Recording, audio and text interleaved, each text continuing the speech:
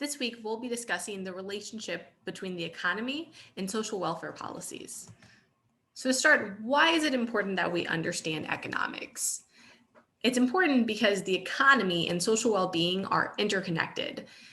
The economy as a whole, wages, what jobs are available, is very much linked with a variety of social well-being indicators, including mental health, physical health, stress, crime. So individuals who are unemployed are found to have poorer mental health and physical health. They're more stressed. Areas of the United States that have higher unemployment, so fewer jobs are available, have higher crime, and a variety of other indicators. So we want to ensure that our economy is healthy to ensure that our society is healthy. And the other part of that is that we can enhance the economy through our social welfare programs. So when the government spends money on social welfare programs, these strengthen the economy because the government is putting money into the economy. The economy will be stronger, and as a result, social well-being will be better. So it's kind of like this circle. When the government spends money on social well-being, we're also spending money on the economy. So it's really important that we are implementing policies that will both have the best effect on individuals and have the best effect on the economy because of that interconnectedness. The other thing we have to keep in mind is that the US has limited resources. We don't have endless money. So we have to ensure that the resources we are using are being spent most efficiently. So how can we ensure that welfare programs are actually boosting the economy and being spent efficiently? So the first part of this is the way that it works is when the government gives monetary assistance. So if we think about government assistance programs such as TANF or unemployment or food stamps, the government is giving monetary assistance to individuals. People take that monetary assistance and they spend it. They take their unemployment benefits and they spend it at businesses. So maybe they are paying their landlord, maybe they're buying groceries or other basic needs with this monetary assistance that they received from the government. So if an individual takes their welfare check, goes to the grocery store, that money then goes to the grocery store. The grocery store then takes the money and is able to spend it at other businesses. So maybe the grocery store then spends it on their vendors to pay for fruits and vegetables or other food at the grocery store. Or maybe they use it to pay for an extra cashier because now they have extra money coming in. So this idea that the government gives money to individuals and individuals then spend it, who can then spend it somewhere else, is known as the multiplier effect, because spending produces more income over time than what was originally spent. So it multiplies. So $1 spent by the government is going to produce more than $1 in income for multiple individuals. And we'll talk through kind of what exactly this means. But the thing to keep in mind is that the size of the multiplier, so how much extra income is being produced by $1 spent by the government, is based on how much that original money was actually spent. So if an individual gets money from the government, some of that money might end up being saved. It might end up in my bank account. So if it ends up in my bank account, it's not going to have an effect on the economy. So we have to look at how programs are targeted and how much of the money is actually being spent. So if a higher percent is being spent, it will have a greater boost to the economy. Okay. So when we think about the multiplier effect, again, it's looking at what percent of that money, what percent is actually spent. So not necessarily what dollar amount is spent, but what was the percent of money spent compared to how much that person was given. So here is an example. So let's think about if the government gives me $1,000 and I'm getting $1,000 from the government in unemployment benefits. So I've lost my job, I'm getting the $1,000 in unemployment benefits. So I take my $1,000 and I put $200 into my bank account. So I save $200 and then I spend $800 at Ted's grocery store. So I go to the grocery store, I give Ted $800 to buy a bunch of groceries. So then Ted has an extra $800. So because of that $1,000 that the government gave me, I was able to go to the grocery store. I now have $800 worth of groceries, and Ted has an extra $800 in his bank account. So now Ted is going to take my $800 that I spent at his grocery store. He's going to put $100 of it in his bank account. So he's saving $100, and he's going to spend $700 of it at Joel's movie theater. So Ted decides to go see a bunch of movies with his money, and he goes to the movie theater. So Ted goes to Joel's movie theater. He gives Joel $700. So let's look at the multiplier effect. So the $1,000 that the government gave me resulted in me spending $800 to get groceries and Ted spending $700 to see a really nice movie. So some of that money was saved. So it also resulted in $300 of savings. But the total spending that resulted from that $1,000 given to me by the government was $1,500 because I spent $800 and then Ted spent $800. Or Ted spent $700. So it's $1,500. So the multiplier effect is 1.5 because it's $1,500 of total spending divided by $1,000, which was the total amount the government gave me originally. So the government was able to take their $1,000 and turn it into $1,500. So the goal of the government is to stimulate the economy and create more spending. This was very successful because the government spent $1,000 to get $1,500 in return. The thing to keep in mind is that, when the government is spending money, we want to maximize the multiplier effect. So we want to make sure that as much money is being spent as possible, because if the goal of the government program is to stimulate the economy by increasing the economy, we're then increasing social well-being, then we need to make sure more is spent. Not that we don't like savings, but if the goal is to help grow the economy, then we want to make sure that money is being spent in the economy. So to increase the multiplier effect, to increase how many times that money is being spent, we want as much money to be spent as possible. And to ensure that as much money is being spent as possible, that means we need targeted programs to people who are going to be more likely to spend the money. So if I had gotten $1,000 from the government and I had just saved it all, then it wouldn't have had any effect on the economy. So we have to make sure people are actually spending the money and not saving it if the goal is to boost the economy. So let's think of another example, similar, by just change some of the numbers. So if I get $1,000 from the government, but this time I spent $900. So last time I spent $800, now I'm spending more. I give that $900 to Ted. Ted also spends a little more. So now Ted is spending $800. So I'm spending more, Ted's spending more, and that results in total spending of $1,700 because I spent $900, Ted spent $800. That's $1,700. From that $1,000 total that was given from the government. So $1,000 in government money resulted in $1,700 of spending. That's a multiplier effect of 1.7. So every $1 spent by the government resulted in $1.70 of economic growth. So the government's getting a higher bang for the buck because they were able to take that $1 and turn it into $1.70. So it's 1,700 divided by the 1,000. So we have to make sure people are spending it as much as possible. If the goal of the program, if the goal of the government funding is, it's not just to help individuals, it's not just to help me get a bunch of groceries, it's also to stimulate the economy, create more jobs, which again is going to be beneficial for all of society, then we have to make sure that these programs are targeted towards individuals who are more likely to spend the money.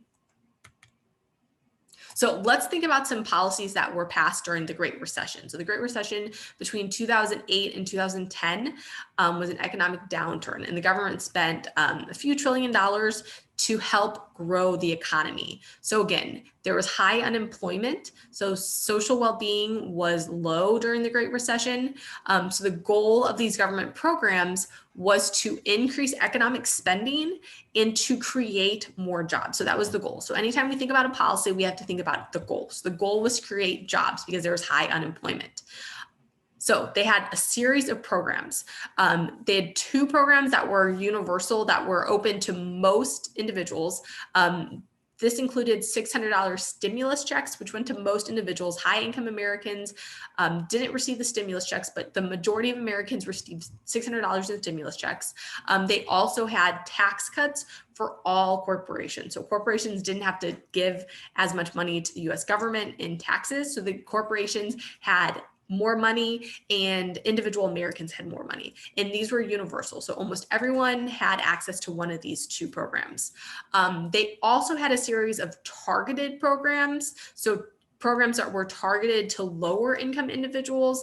This include lengthened unemployment benefits. So individuals could receive unemployment benefits for a longer period of time. So individuals who did not have a job had increased unemployment benefits. They also increased food stamps benefits. So individuals who were on food stamps had a greater amount of benefits that they were receiving. So they were receiving a higher allowance each month. And they also widened eligibility for food stamps. So more individuals were eligible. Okay, so now let's take these programs and think about which of these programs would have the greatest effect on the economy. So again, the goal of these programs wasn't just to increase or to enhance individual well-being. The goal of these programs in particular was to jumpstart the economy. Okay, so if the goal of these programs is to jumpstart the economy, which are going to be the most successful at creating more spending, and by having more spending, people have more money to pay to hire individuals and then create more jobs.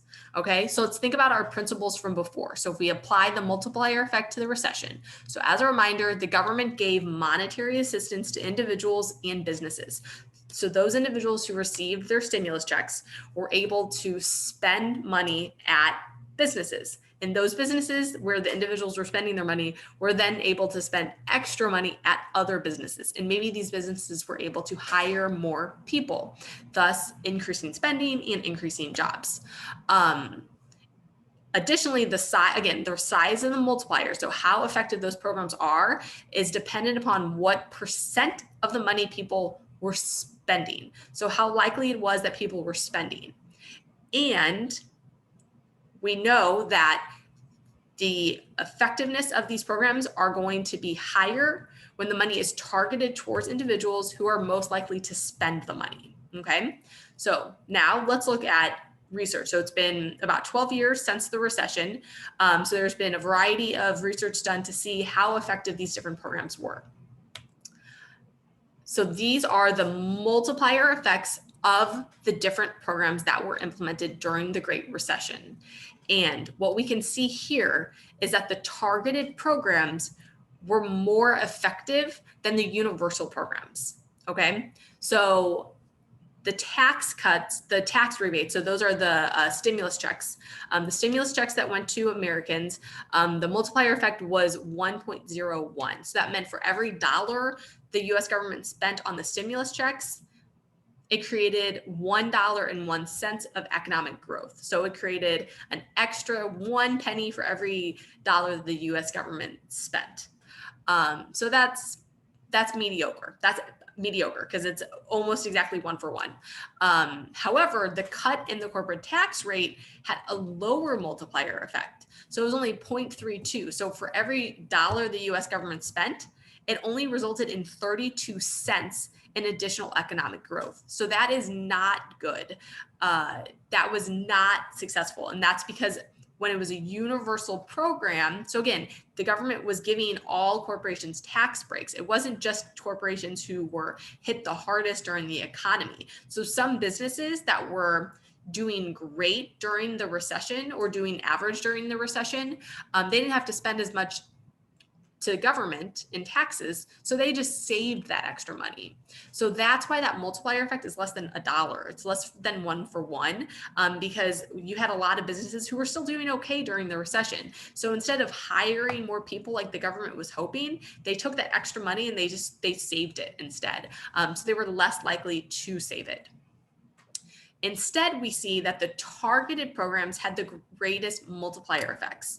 Specifically, food stamps had the highest. So food stamps was $1.74. So for every extra dollar the US government spent, $1.74 was created in the economy. So that meant for pretty much almost for every dollar the US government spent, about almost 2 times as many dollars were created. And let's think about why that is. So let's start with unemployment benefits. So unemployment benefits was $1.64 created for every $1. Unemployment benefits, those are targeted towards people who have lost their jobs. So these are individuals who who've kind of burned through their savings already because they don't have a job. And they still have a lot of basic needs that they have to meet. So if the government's giving them money, they're not going to be able to save it because they have to pay for rent, they have to pay for food. So they needed to use the money. Some of it ended up being was probably saved for some of these individuals, but most of it was being spent predominantly on basic needs. Going back to food stamps was the most successful because, again, it's being targeted towards low-income individuals, a lot of whom had probably lost their jobs, so they still need to pay for basic needs such as food. The other thing about food stamps is it's kind of like monetary assistance because when you get food stamps, you get kind of like a debit card. So it looks like monetary assistance, but it's very targeted in how you have to spend the money. So you can't save your food stamps. You can't turn your food stamps debit card into your bank. It doesn't work like that. You have to spend it on food. So if I get, let's say I get $100 from the government in food stamps, I have to take that to a grocery store, and that becomes $100 in income for that grocery store. So my $100 from the government bought me $100 worth of groceries. Now the grocery store has an extra $100 of income that they can use to, pay for the fruits and vegetables to get that extra food at the grocery store, maybe to buy an extra checkout clerk because they have more people buying food and greater need for additional jobs. So that's why the food stamps had the greatest multiplier effect, because it's targeted towards low-income individuals who still need to meet their basic needs, and it's very specific on how the money can be used. So it physically cannot be saved. It has to be spent. So that's why these targeted programs are typically more successful, because they're more likely to be saved, or they're less likely to be saved compared to some of these universal programs that, for some individuals who are receiving the stimulus checks or the tax rebates under the universal programs, they still have their jobs. So yeah, sure, they might go buy something with the extra money from the government, but they're going to be more likely to save it compared to individuals who are lower income, who had lost their job, and are going to be more likely to spend the money, specifically their unemployment benefits or their food stamps. The other thing we need to keep in mind when we're looking at how the government pays for different social welfare programs is that these can be very expensive, especially federal programs to help boost the economy during recession. So if you look at 2009, the red line on top is spending by the US government. The blue line on bottom is revenue. So how much they're bringing in tax revenue. So you can see that in 2009, to fund these programs, we had a really big peak in how much the government was spending. And then the numbers to the left, the numbers to the right, a lot of those are projected spending. So once these numbers are from 2019, so everything to the right is what they project. And the difference between spending and revenues, so the difference between how much is leaving the government bank account and how much is coming in, that's the government deficit. So that's how much the government is kind of having to borrow from other individuals, from other countries, or from individuals to continue spending. So you can see that over time, the government deficit is going to increase. The government is going to keep increasing. So there's not really a set plan on how we're kind of going to cover all of the programs that we want to pay for. And that is problematic. In the short term, the government kind of has the resources needed to continue borrowing to pay for their deficit and to pay for the programs. But in the long term, there are some consequences of the government kind of continually having to borrow money. Part of that is, the government just doesn't have as much savings. They don't have as much income. And as a result, if we have to keep borrowing money from other people, we're going to have to increase interest rates to do that. So we're going to have to, there's going to be more money that we're paying in interest. So, if we have to pay, if anytime you take out a loan, you have to pay so much in interest. And if we have a higher loan, we're paying more in interest. So more and more of our government budget is going to end up going towards simply the interest that we owe on our loans. It also limits our flexibility in addressing future crises. So if the government has really large spending plans in good economic times, it makes it harder to have even larger spending plans when we aren't in good economic times. So we always have to kind of keep that in mind, that sometimes having a rainy day fund is beneficial. It also means that in addition to having higher interest rates on the federal debt, so the amount that the federal government is paying, it means that all interest rates will go up. So interest rates that you're paying on homes, on cars, on student loans, those are going to be higher if the government keeps borrowing money. So this means higher costs for all of those purchases and other personal borrowing. So again, just something to keep in mind that the government spending can be really helpful to stimulate the economy and to ensure the well-being of society, but there are some long-term consequences of overspending. So finally, the last thing to look at is, we talked about how the government can spend money in different ways to help stimulate the economy and help social well-being. The other thing to keep in mind is that there's a lot of other social policies that don't directly have to do with government spending that also affect the economy. And there are several readings and podcasts for you to listen to this week that specifically talk about the minimum wage and immigration. So these are kind of two hot button topics that have been widely debated, and both of them have some pros and cons. So there are things to keep in mind. With the minimum wage, there are certainly pros and cons of ensuring everyone has a living wage, but will that increase prices overall with the minimum wage? With immigration, research has across the board found that immigration is good for the economy as a whole, but there are going to be some losers. There are some individuals, a small fraction of individuals whose wages will decline as a result of bringing in additional workers. So for both the minimum wage and immigration, typically these have a positive effect on the economy, but there's always going to be some winners and losers that we need to think about.